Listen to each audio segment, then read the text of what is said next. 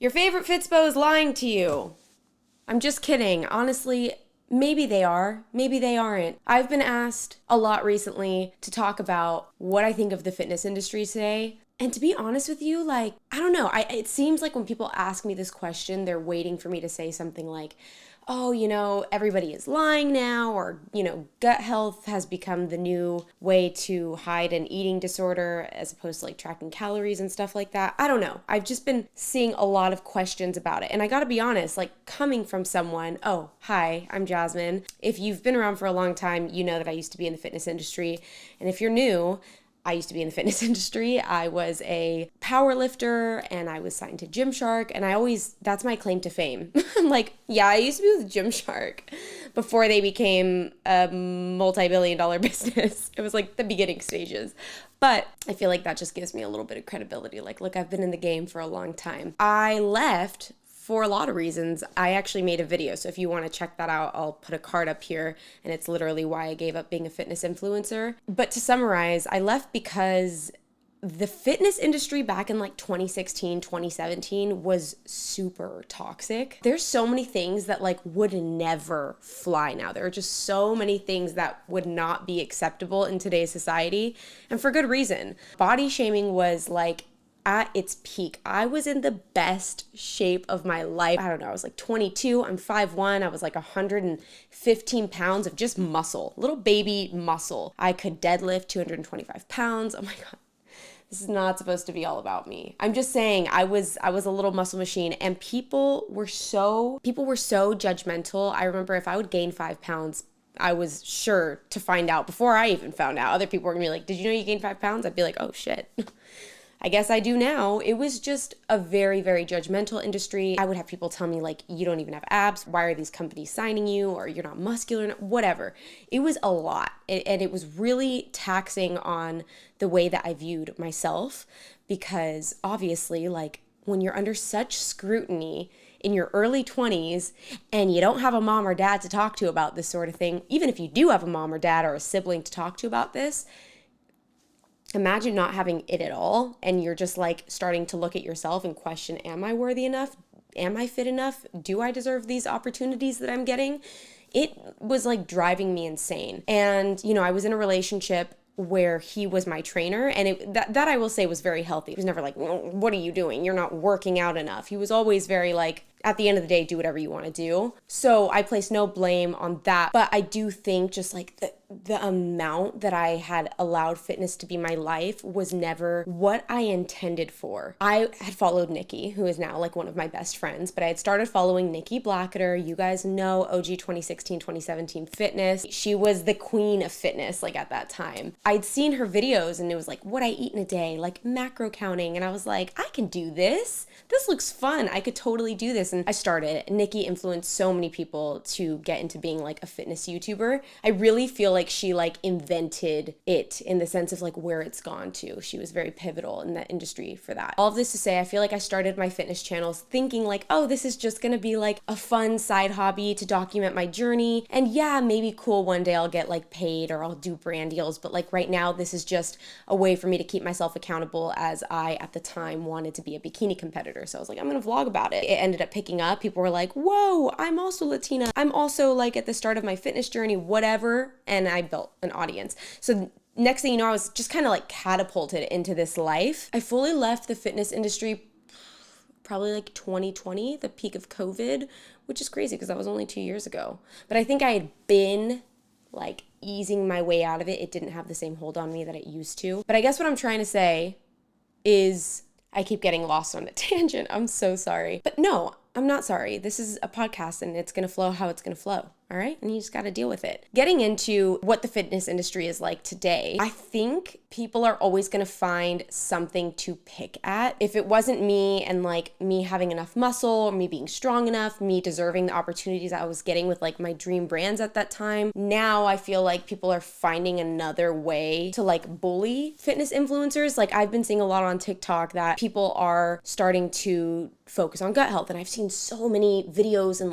Reddit threads of people saying, I just feel all these fitness influencers focusing on gut health is just another way for them to have an eating disorder mindset and hide it. And I don't know. I'm okay, maybe not. Like maybe I know for a fact personally, like Mariana, for example, literally healed her gut and her PCOS by focusing and just like eating healthy. And that girl eats. Like it's not like she's like eating crazy, but she's just eating foods that really nourish her and that make her feel good. I see someone like her who eats to genuinely like fuel herself. She just doesn't have a craving for like crappy food. She likes to eat foods that make her feel good. And I just don't view that as an eating disorder. I view that as like a really healed mindset around food, especially because half the shit in our food is so bad for us anyway. Like Red 40, anyone? Like that's scary. So if people want to focus on eating more whole foods, I don't think that we should make them feel bad for that or make them feel that they have an eating disorder, because I honestly have kind of taken that mindset recently. Is like I eat so much processed food. I actually ate so much processed food. I was obsessed with Lucky Charms and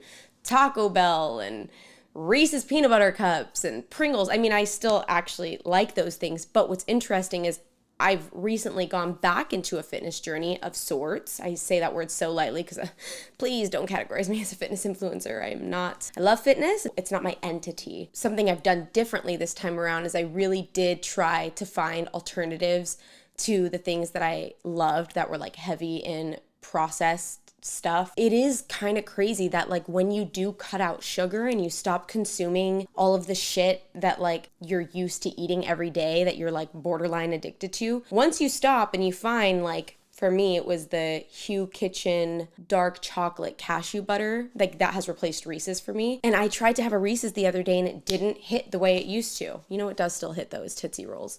I did have Tootsie Rolls 2 days ago and those definitely still taste how I remember them. Texture. Do you hate Tootsie Rolls? So many people hate Tootsie Rolls. I love Tootsie Rolls. People are like, don't they give that candy away for free? I'm like, and they might. And I'm the one eating it. The fuck? I just feel like at the end of the day, we end up finding placements that taste better because the sugar and the chemicals that we actually love so much actually start to taste like foreign once you start to eat them. And I would in no way, shape, or form say that I have an eating disorder. I think I'm just like more aware of what I'm putting into my body. And I think that's awesome that other people are trying to encourage others to be more aware of that. I don't know, the gut health eating disorder thing just doesn't sit right with me. But do I also think that people are trying to capitalize on something that might not be as big of an issue for everyone else? It's possible. I do think that like gut health did have like a massive resurgence, and I feel like maybe people did it resurge? I think I have a different perspective of it too, because years ago on this channel, I did a video with this incredible dietitian named Fearless Fig, who was all about the microbiome, all about gut health. And so I was learning about gut health before it was trendy. And she talked about how she was able to heal people's like chronic bloating or constipation or even things like eczema once they figured out the foods that were irritating their system. The gut really is like the second brain, and it has a lot to do with our anxiety and our emotions and our hormones. I don't think that there's anything wrong with that, but I do think it's actually even more uncharted territory to get coached in. I was a fitness coach and I was never certified, and that's a whole other topic that people probably wouldn't like my opinion on, but I do think like I don't know. I feel like for online fitness instructors, you can learn more online and through experience than a NASM certification is going to teach you. NASM is incredible though, and you will learn so much. But I think when you've been following an influencer for a long time or somebody who's a fitness person and they start offering coaching services, like you just have to know what questions to ask as opposed to, are you certified? We should be asking questions like, what's your approach when it comes to fitness? Are you going to have me eating less than 1,400 calories a day or less than 1,600 calories a day? Are you going to listen to me when I tell you I feel like I'm burnt out? Like that's what we're looking for. I don't think to be a well-rounded health coach, you need to be certified. But I also get the other side where it's like, well, then how do we know who's preying on the innocent and naive and who's not? But I feel like deep down, we all have a gut instinct. Let me give you an example. Do you guys remember shreds? Do you guys remember shreds? Oh my gosh, I don't think I've said that word in so long. Anyway, there was this girl and I was obsessed with her. I was like, oh my God, I want her body. Like her legs are so toned and she's so itty bitty. I wanted all these things about her. Again, like 2015. And I had reached out for coaching and I think they were going to charge me like $1,000 a month, maybe? I don't remember at this point. I wonder if I could find the old DMs. But I was so excited and I was like, ooh, no, No. I don't know. Don't quote me on any of this because it's been so long now and I don't want to misrepresent her or misquote anything, but I do remember the price felt like it was too much for what I was going to get offered. I think regardless of who it is, whether it's legit or not, could have been a totally legit coach who really knew her shit. But I had this feeling of this doesn't sit right with me. I'm not willing to pay this. And then once you find the person that you are willing to pay, then it's like, okay, if I like feel so strongly about this, I should trust my gut. I think we all need to learn to like listen to our intuition and trust our gut a little bit. I think the fitness industry is always going to be a hard industry to like expect perfection from. I don't think we're ever going to get to a place where we're just like, oh my gosh, the fitness industry is so good right now. Like I wouldn't change a thing. That's not going to happen because there is always going to be somebody giving it a bad rep, whether it's that they are promoting an eating disorder or that they are promoting overtraining and go hard every day, which some people might not view that as toxic. You know, there's always going to be somebody who's body shaming or whatever. Like it's such a sensitive topic, fitness, like talking about people's body composition and how much muscle they have and how strong they are or how weak they are and what their endurance is like when it comes to running. Why do you think like so many girls are like, he wanted to go on a hike on his first date? And I was like, no. Are so many people like that? I think that's me. I think that was a thing for me. If I was ever asked on a hike date, whether it was like with a random boy or with my friends, I was like, I am not the person.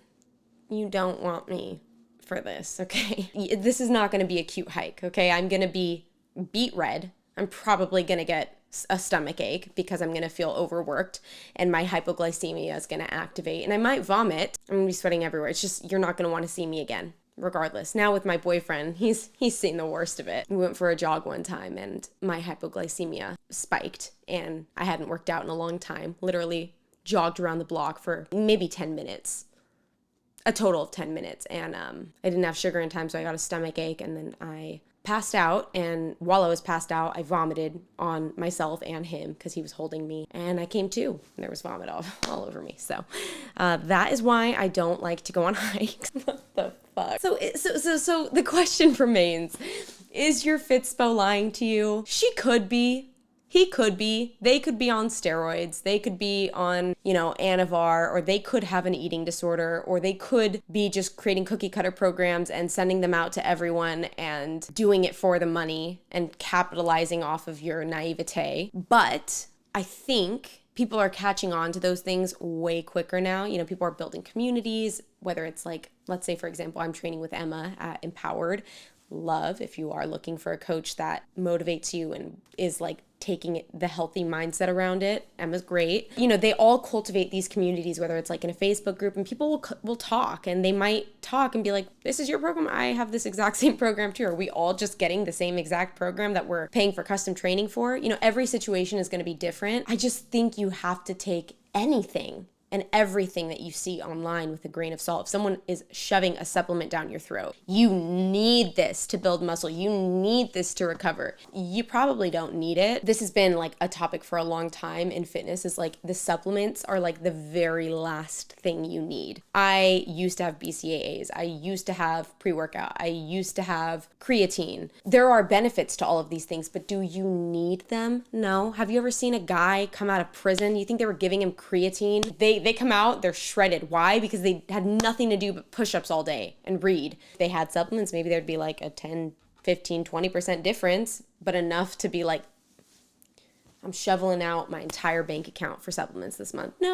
No, I will say I still do love energy drinks. I do feel like I'm stronger when I'm working out on them, more pumped up. And I do love protein powder because that's just like the one thing that I always have a hard time getting in. So the answer is yes, some of your fitspos are lying to you, but some of your fitspos are not lying to you. And some of your fave fitspos are sometimes lying to you. I know another thing that comes up is girls that got their butt done, or girls that, got a boob job or had fat removed. And it's so delicate because I do feel that if they're going to be offering training programs because of the way they look, then there has to be some transparency around like, oh yeah, I got liposuction. But then at the same time, it's also like their privacy, and you're choosing to get coached by somebody online, and You just never know. You'll never know. You'll never know unless you somehow got access to their records. They could be like, no, but they could have gotten lipo, but they're telling you no. So you trust them. Or they could have not gotten it, but you decided in your head that they did. At the end of the day, you're never gonna know. You're never gonna know. That's just how it is. They might be face tuning every single picture. You're never gonna know. There's always gonna be this fine line of like realness and fakeness. There's always gonna be this fine line of whether or not somebody's actually legit and actually cares about your fitness goals and isn't preying on, like I said, your naivete. But I do feel overall that the fitness industry is headed in a much more positive direction. We're not pushing overtraining anymore. We're just really pushing like, hey, move your body more. Like, go take some steps. Pilates had a huge moment, and I feel like that was nice to see because I remember when I was a power lifter, I was like, Pilates? That's for ballerinas. I'm sure ballerinas do it. And guess what? Ballerinas are strong as fuck and they have great balance and they have long legs. But that's another thing is like with Pilates, people are like, you know, all these girls are saying, this is how I got the body that I have now. I'm a Pilates princess. But it's like, or you've been fit your entire life because you were a dancer and now you just like maintain that body with Pilates, or you were a weight trainer and then you switched to Pilates, but you already had the muscle developed underneath. It's just, everything's a fine line. That's what I'm saying. But they're not thinking that that's the reason that they look so good doing Pilates. They're like, no, I started doing Pilates and I became less bloated and I look sick. When in reality, it's like, but you had a ton of muscle. That's my hot take. This was all over the place. But honestly, I really enjoyed myself. So hopefully this isn't psychotic. Like, I hope that this was easy to follow and digest. I feel like when I first started this series, I was like, oh, I need to be on my A game. I need to have talking points. I need to know what I'm going to talk about next. But I can talk. If there's anything I can do, I can talk. I don't know how to shut the fuck up. I found that like me doing that was making me more stiff and like making me feel like more robotic in the way I talked. Whereas this time I hit my little friend, you know, my little friend, my little pen, and just talked. And I felt like it flowed so much more easier. Whereas you guys might be like, Jazz, I was literally hanging on for dear life to keep up with this. So I hope you guys enjoyed. I hope you guys have been enjoying. I think the next video we're going to be talking about how consumerism is killing your bank account. You're guilty of it. I'm guilty of it. But I do think it would be a fun discussion because I do have a lot to say about it. So thank you for hanging out with me on this lovely Thursday. Maybe by the time you guys see it, Friday. I don't know. Maybe I'll post it right now. We'll see. Thanks for hanging out with me, and I'll see you guys next time.